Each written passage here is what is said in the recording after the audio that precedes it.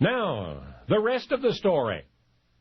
Her name was Gabrielle, and she carried a certain secret to her grave.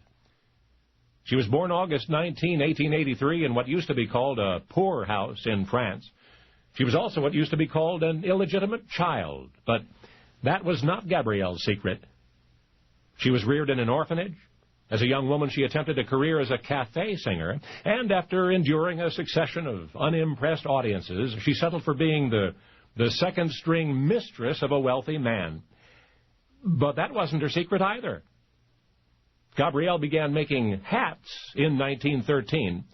She'd had a number of lovers by then, and one of them set her up in the hat business. And over the next quarter century, her little millinery enterprise flourished. As a result of her newfound prestige, Gabrielle became acquainted with many important people, among them Sir Winston Churchill. Then war broke out, and France was seized by the Nazis. We have no absolute evidence of Gabrielle's political inclinations during this time. She just wanted the war to end at any cost, she said. And Churchill was essential to that objective, she believed. Say, what if Gabrielle spoke to him? Maybe convinced him that making peace with the Germans was the right thing to do. Why, she might go down in history as a peacemaker herself, a great humanitarian, even a heroine. Now, I must quickly add that Gabrielle's lover for the moment was a German baron who'd been sent to Paris by Foreign Minister von Ribbentrop. And it was through that baron that Gabrielle gained access to Nazi officialdom, to whom in turn she confided her bold scheme. She would directly, personally meet with Winston Churchill and tell him of her peace plan. Incredible as it sounded, she did know Churchill, as you've learned. And remarkably, Gabrielle's idea was brought to the attention of the SS Reichsfuhrer himself, the Heinrich Himmler.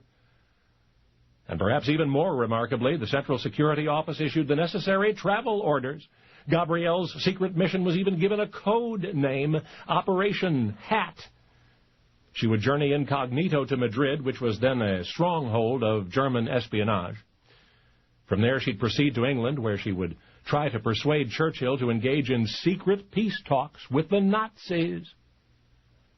But Madrid is as far as Gabrielle got.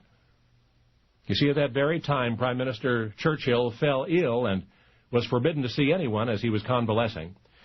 So, Operation Hat had failed before it had even begun. And one day the war ended. And from that moment on, Gabrielle lived in constant fear. Because imagine if it ever got out that she'd once volunteered to represent the Nazi government in a private meeting with Winston Churchill. Well, surely her now prestigious business enterprise would suffer and could die. But Gabrielle died first. So now it can be told that the successful young hat maker, financed by a lover, the designer of clothing and jewelry who revolutionized women's styles, the businesswoman trendsetter who bridged the fashion gap between the 19th and 20th centuries, why, she was practically a Nazi spy. Gabrielle Coco Chanelle. Only now, you know the rest of the story.